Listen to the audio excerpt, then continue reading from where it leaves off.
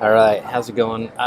It's Sunday morning here at AFM, and I'm sitting on the ground in the back of the conference room at the Fairmont Hotel, um, doing this video because I didn't have time yesterday.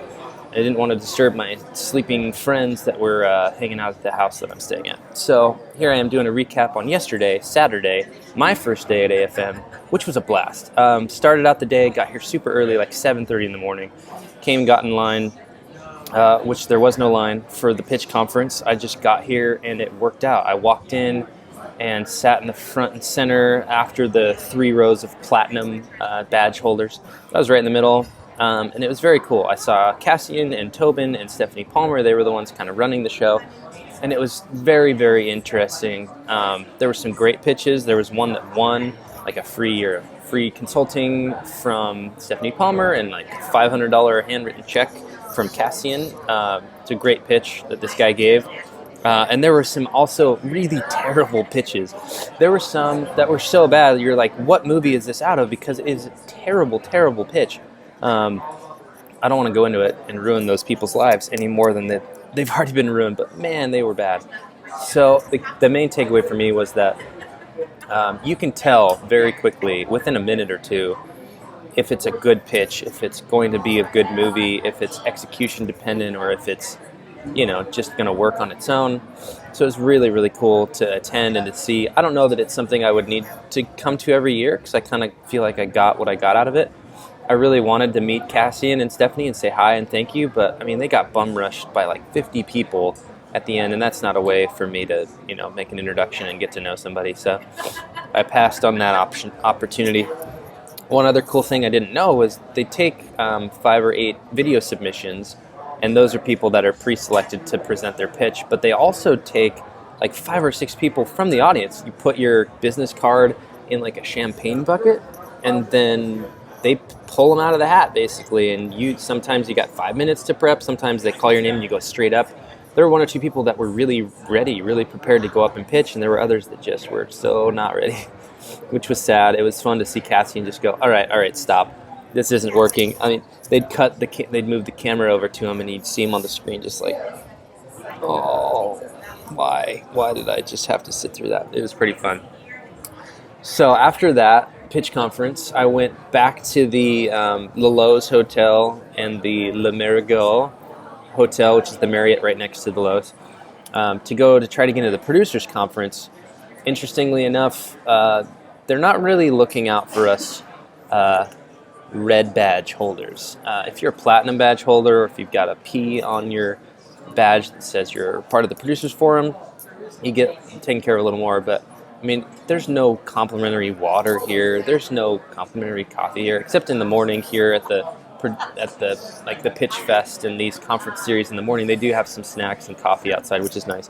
But I mean, otherwise, throughout the rest of the day, bring water because it's $5 for a little 20-ounce bottle. It's ridiculous. You can also buy a $14 grilled cheese sandwich if that, fits your budget.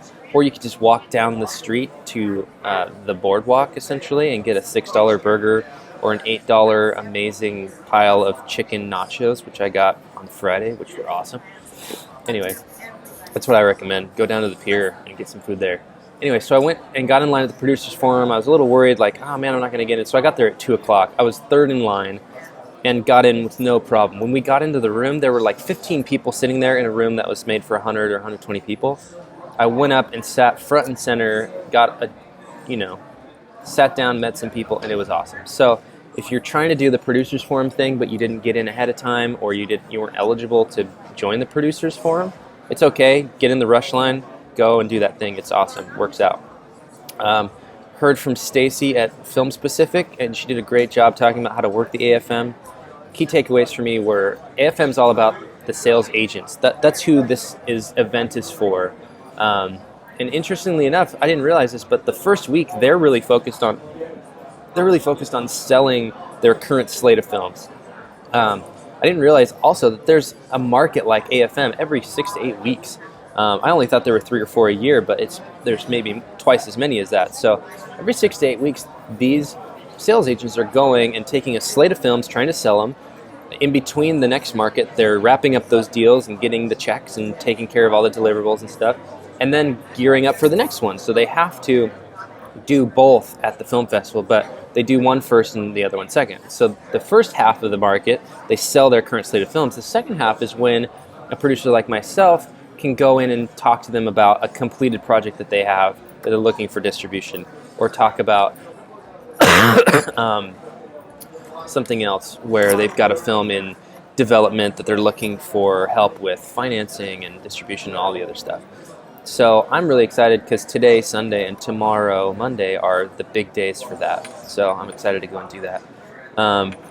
We heard from Stefan Paterno from Slated, and that really does look like the future of film finance. That was the title of his talk, and I think he's definitely got a good shot of turning that into a really legitimate way for an independent film producer to gain some industry cred by getting their score up. I mean, check it out, slated.com, create a profile, upload a video or your movie, and see how it goes.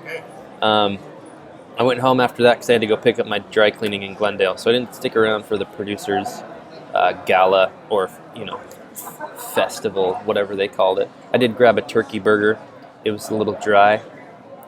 But other than that, I mean, day one, really cool. I've sent out a lot of sent out more emails. I met a lot of people, and the interesting thing was the most effective place to pitch people was sitting next to them in a conference or standing next to them in line. That's where I made the best contacts. I've got 2 or 3 people now that I think are forever relationships. You know, I just talking with them for 10 or 15 minutes was enough to know that they're really cool people. I want to just stay in touch with them because they're cool people, and I want to know about their projects, and I want to know about how it goes for them at AFM, and I'm rooting for them to get their project sold. There's also a lot of naive people here at AFM. There's a lot of people who just have no clue how this works. You know, I feel bad for them because they think that the Weinstein Company is going to come find them and pluck them out of a room of 500 people and say, hey, I've been waiting to finally meet you. I have $1 million to give you for this project that you have as an idea. It's not even in script stage yet. It's not how it works, man. I mean, I'm not even here hoping to get a deal. I'm hoping to make good relationships and find a sales agent. That's the other thing. You don't need 15 people. You need one. You need one good relationship, one sales agent company that fits your genre that you're going to be making for years and years and years. And then you can just, that's your partner. They're your distribution partner, your foreign sales partner. So every time you make a movie, they can either help you find the financing, or maybe they just do the sales. But you finish the movie, you hand it off, they take care of your foreign sales, and all of a sudden you've got $600,000 or $1 million in foreign sales, and that's enough to make your next movie. But you only need one, because they're going to want exclusive rights. They're not going to take France and Germany, and someone else takes UK and Canada, and someone else takes Australia and New Zealand. No, they want everything. They want an exclusive deal. So thanks to Stacy at Film Specific for that nugget. Hopefully that's helpful. This has gotten long, so I'm going to go, and I'm going to watch some people talk about producing movies, which is going to be fun, and I'm excited. But day 2 is underway. There's the recap for day 1. Follow along. I'm putting up pictures on Storehouse. Find me, Darren T. Smith. That's a cool new app for telling stories through pictures. And then Instagram, Darren T. Smith, or Telekinesis ENT. Twitter, Telekinesis ENT. Facebook /Telekinesis Entertainment, or find us telekinesisentertainment.com. If you're seeing this, you're at AFM, you want to see the music documentary that we've got, or hear a little more about the sci-fi thriller that we've got here at AFM that's in development, just send me an email, Darren, D-A-R-E-N, at telekinesisentertainment.com. I'll send you a link and a password, and we'll become friends. It'll be fun.